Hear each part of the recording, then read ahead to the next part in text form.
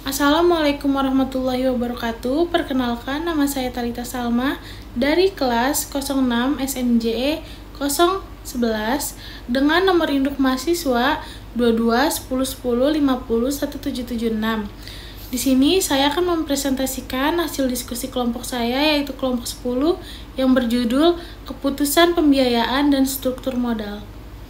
Baik, kita lanjut ke presentasinya. Lanjut ke materi, yaitu tentang keputusan pembiayaan dan struktur modal. Berikut ada beberapa nama anggota kelompoknya. Materi yang pertama ada keputusan pembiayaan. Apa yang dimaksud dengan keputusan pembiayaan?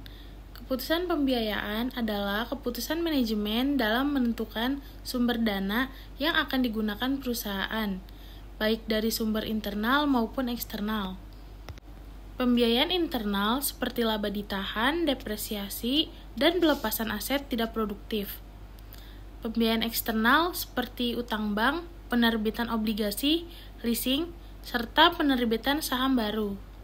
Materi selanjutnya mengenai struktur modal, yang terdiri dari proporsi pendanaan, yaitu perbandingan antara utang dan modal sendiri dalam pendanaan jangka panjang. Selanjutnya ada struktur modal optimal, yaitu menyeimbangkan risiko dan pengembalian untuk efisiensi dan nilai maksimal. Yang kedua ada menetapkan biaya modal. Dan yang terakhir ada risiko dan efisiensi.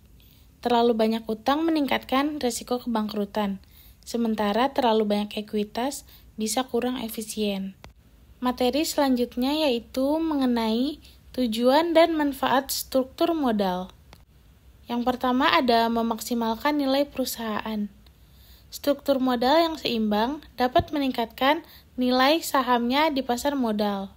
Yang kedua ada menetapkan biaya modal. Kombinasi antara utang dan ekuitas dapat dimanfaatkan untuk menurunkan weighted average cost of capital. Yang ketiga ada pengelolaan risiko. Mengelola risiko finansial agar perusahaan tetap stabil dan berkelanjutan. Dan yang terakhir ada keseimbangan keuangan. Menjaga keseimbangan antara sumber dana agar tidak terjadi ketidakseimbangan keuangan. Lanjut ke materi berikutnya yaitu mengenai teori-teori struktur modal. Yang pertama ada teori Modigliani dan Miller, yaitu struktur modal tidak berpengaruh pada nilai perusahaan atau pasar sempurna. Revisi utang Barry Texil. Yang kedua ada teori trade-off, yaitu keseimbangan manfaat utang atau pajak dan biaya kebangkrutan. Yang ketiga ada teori urutan kekuasaan, yaitu prioritas yang terdiri dari pembiayaan internal, utang, dan ekuitas baru. Yang keempat ada teori agensi, yaitu utang membatasi tindakan manajemen, mengurangi konflik kepentingan. Dan yang terakhir ada teori sinyal, yaitu keputusan pembiayaan sebagai sinyal ke pasar. Berikutnya materi mengenai faktor yang mempengaruhi struktur modal. Yang pertama ada profitabilitas, yang kedua ada stabilitas pendapatan, yang ketiga ada struktur aset, yang keempat ada tingkat pertumbuhan, yang kelima ada ukuran perusahaan, yang keenam ada kondisi pasar modal dan suku bunga, dan yang terakhir ada kebijakan pemerintah dan regulasi. Selanjutnya ada materi mengenai implikasi keputusan pembiayaan. Implikasi keputusan pembiayaan terdiri dari nilai perusahaan, yaitu keputusan pembiayaan mempengaruhi nilai perusahaan di pasar modal.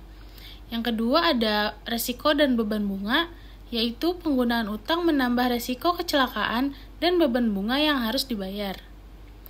Yang ketiga ada kepercayaan investor, yaitu keputusan yang tepat dapat meningkatkan kepercayaan investor terhadap perusahaan. Dan yang terakhir ada fleksibilitas bisnis, yaitu menghadapi tantangan bisnis dengan sumber dana yang fleksibel dan tepat. Materi berikutnya mengenai faktor yang mempengaruhi keputusan struktur modal. Yang pertama ada profitabilitas. Perusahaan yang lebih menguntungkan cenderung menggunakan pembiayaan internal. Yang kedua, ada stabilitas pendapatan. Pendapatan yang stabil memungkinkan perusahaan mengambil utang dengan risiko lebih rendah. Yang ketiga, ada aset yang dimiliki. Aset tetap dapat digunakan sebagai jaminan pinjaman. Yang keempat, ada tingkat pertumbuhan. Perusahaan dengan pertumbuhan tinggi memerlukan dana lebih besar dan mungkin mengandalkan utang.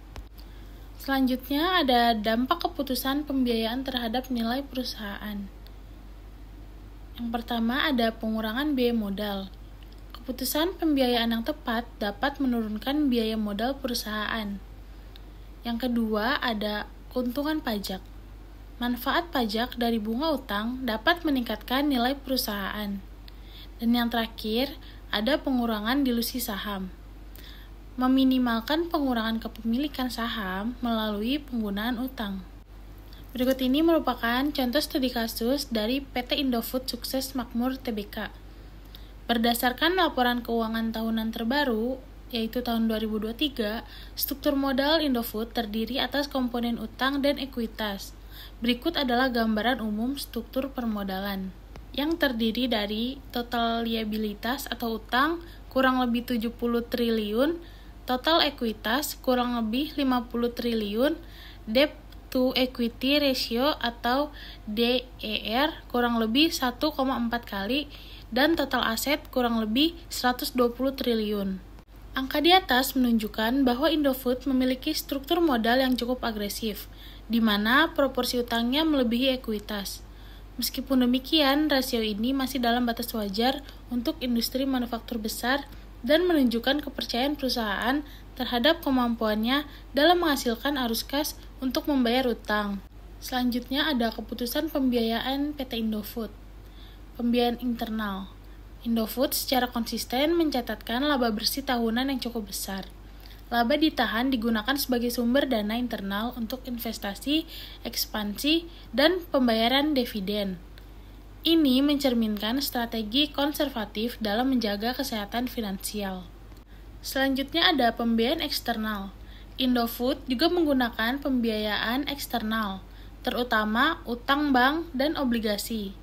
Misalnya, Indofood pernah menerbitkan obligasi berkelanjutan senilai triliunan rupiah dengan tingkat bunga kompetitif untuk membiayai ekspansi produksi dan pembelian aset strategis. Dan yang terakhir dari keputusan pembiayaan Indofood yaitu strategi leverage terukur. Meskipun memiliki DER lebih dari 1, Indofood tetap menjaga agar rasio utangnya tidak melebihi kapasitas perusahaan dalam membayar bunga dan pokok utang. Hal ini terlihat dari interest coverage ratio yang cukup tinggi, menandakan kemampuan perusahaan dalam membayar beban bunga dari laba operasional. Sekian materi dari kelompok 10 yang dapat saya sampaikan. Mohon maaf apabila ada kesalahan kata. Wassalamualaikum warahmatullahi wabarakatuh. Terima kasih.